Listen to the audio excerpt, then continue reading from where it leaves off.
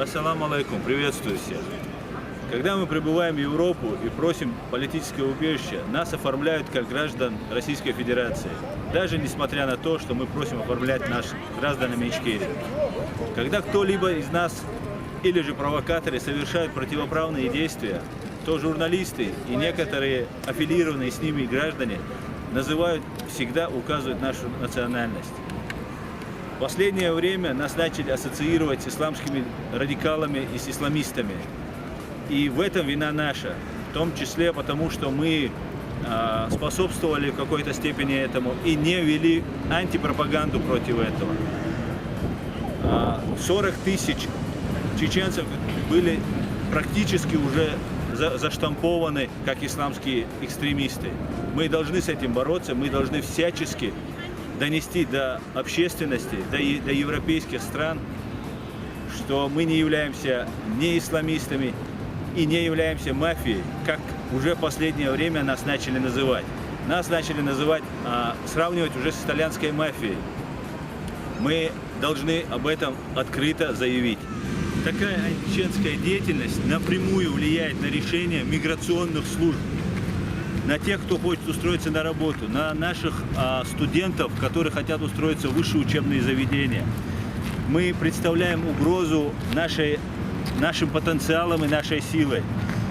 Но для того, чтобы мы не могли использовать свой потенциал и свою силу в полном объеме, именно для этого нас обзывают исламистами, мафиози и так далее. В связи с этим мы должны четко и ясно заявить, что мы не являемся ни мафиози, ни исламистами.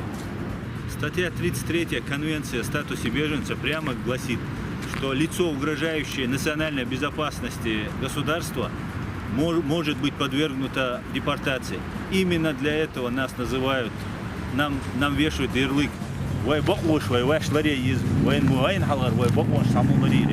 Нас много лет российская пропаганда называет бандитами и террористами. Теперь нечистоплотные журналисты в Германии, такие как Кристиан Освальд, Роман Лабергер, Максим Науменко из Гамбурга и другие эксперты, начали свое грязное дело против нас. Тут в Европе, а миграционные, правоохранительные и судебные службы обращают на это пристальное внимание. У нас хотят забрать наше доброе имя, нашу репутацию. Мы должны выйти на митинг и заявить наше решительное несогласие. Мы лучше многих других интегрируемся в европейское сообщество. Наши дети учатся в гимназиях и университетах. Мы трудоустроены. Процент правонарушения среди наших сограждан самый низкий не только в Германии, но и по всему Европейскому Союзу. Мы не бандиты и не преступники. Мы народ, который пережил Холокост. Холокост 21 века. На глазах всего мирового сообщества. Чеченский Холокост.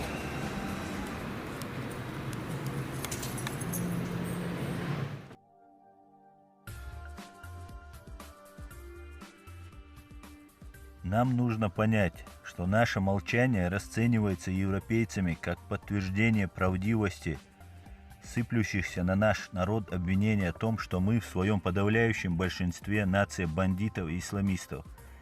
Мы должны защитить свои права и наше доброе имя ради себя и подрастающего поколения.